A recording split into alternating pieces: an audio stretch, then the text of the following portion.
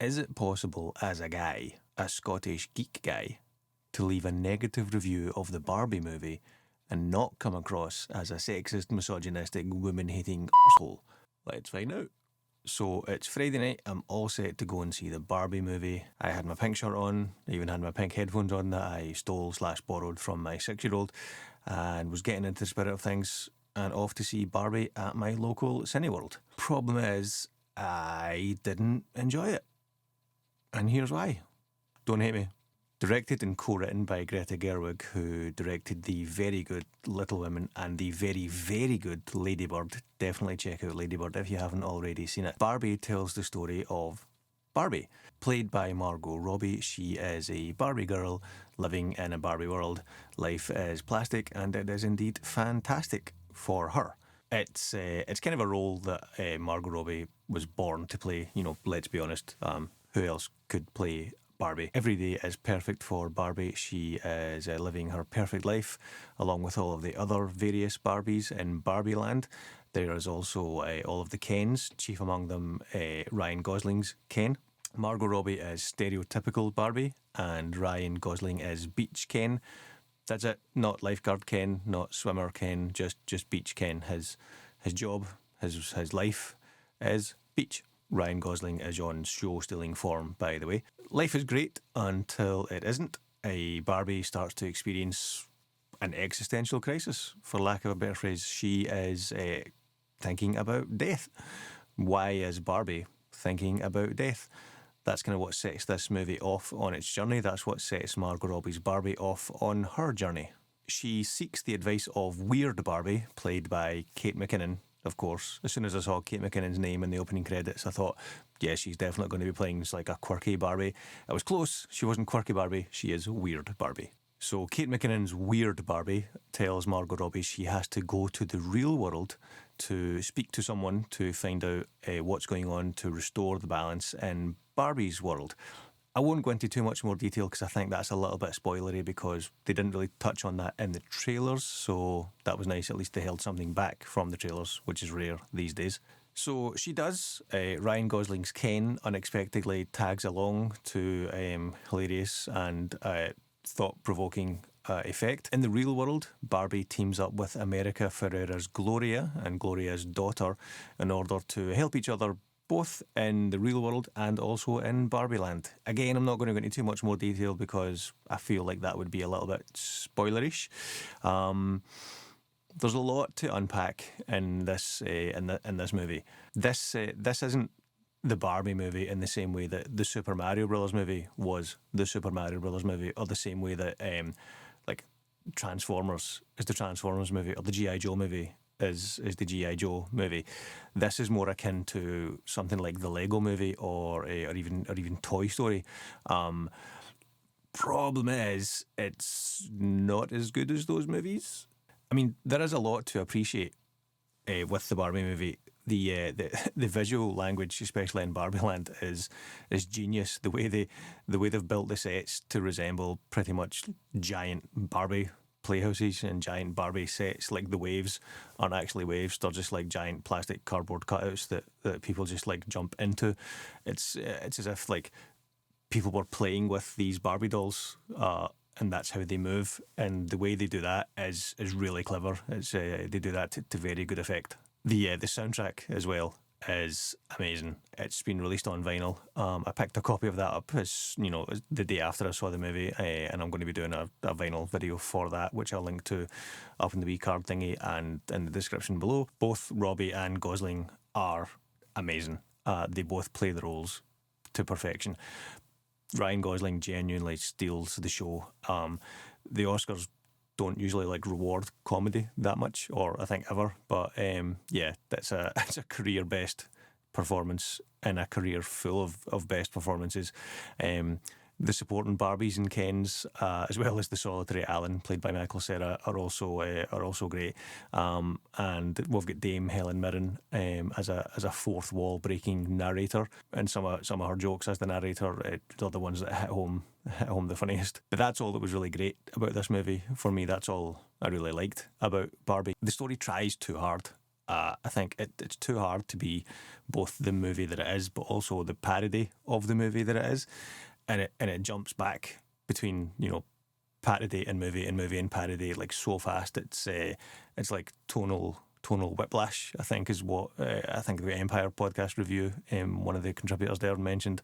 Yeah, that seems about right. Tonal whiplash is what I felt with this movie. Will Ferrell is in this movie in the real world, the real world, as like the CEO or like one of the executive types of the Mattel Corporation. And I can't believe I'm saying this, but he tries too hard to be Will Ferrell. Like he does too much of the Will Ferrell stick, and I got tired of that very, very quickly. And I love Will Ferrell. Anchorman, at least the first Anchorman, is possibly the funniest movie ever made.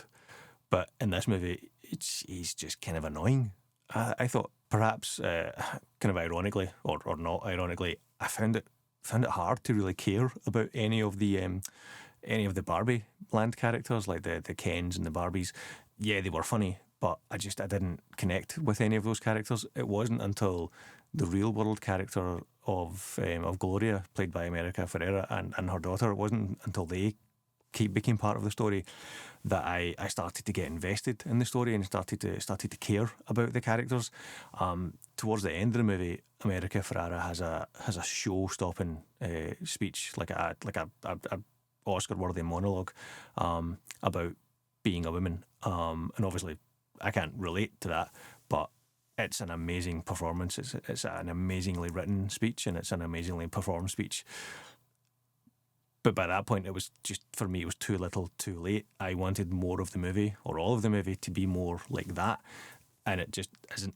I wanted everything leading up to that moment, to that show-stopping speech, to have that level of power and performance and sincerity and tonal consistency. It's such a good speech that it just kind of comes. The fact that it comes out of nowhere highlights that everything previous to that was a little bit. At least that was my take on it. It kind of feels like the filmmakers were using a wrecking ball to smash their message onto the screen and then into the hearts and minds of the viewers. Like a well-placed hammer would have done the job, I think, better and more elegantly and more efficiently than the giant wrecking ball that was just like attacking you with the message. Now, I'm aware that I'm probably not the core target audience for this movie, and as a guy, a Scottish Geek Guy, there's perhaps an intangible limit as to how much I would be able to connect with this movie. One of the first things I thought as I was watching it was it reminded me of Toy Story. There's a flashback scene where you see America Ferrera's character playing with Barbies with her daughter, and that instantly took me back to playing with Toy Story toys with my son when he was 2-3 years old. So I very much connected to that. Similarly with the Lego Movie, it's not lost on me that those are movies with male leads, although animated, they're male leads. It's about boys and their toys. It's about fathers and sons. So this being, the Barbie version of that, as much as I did relate and connect to that immediately, as I said, especially with the parent playing with the dolls with her daughter, I immediately related to that. But maybe that highlights the limit of how much I would enjoy this movie. For example, both my partner and 2 daughters have seen this movie, and they all loved it. A lot of people that I've spoke to have loved this movie. A lot of people I've spoke to haven't loved this movie. I'm in the latter camp. I didn't love this movie. But equally, movies like Inside Out and Turning Red, and even Greta Gerwig's earlier Lady Bird, they're movies about women, about mothers, about daughters, and about those relationships. And those movies are fantastic. Those movies are great. Admittedly, Barbie is trying to do something bigger with its message and with its themes. It's trying to address, women in society, and it's trying to do more than those movies did on their terms. Barbie tries to be a social commentary movie and a parody movie at the same time. It swings for the fences on both fronts, but it kind of strikes out on both fronts as well. Or at best, it's a weak bunt. And why a Scottish guy is using baseball references, I don't actually know. blame movies like Major League, I suppose, which is one of my guilty pleasures. Ultimately, the movie just never really grabbed me, other than the America Ferrera character and her daughter. I didn't really care about any of the characters. Yes, they were funny, the performances were great, but I wasn't invested in the journey that was happening. So I'm going to give this one 5 out of 10. Again, don't hate me.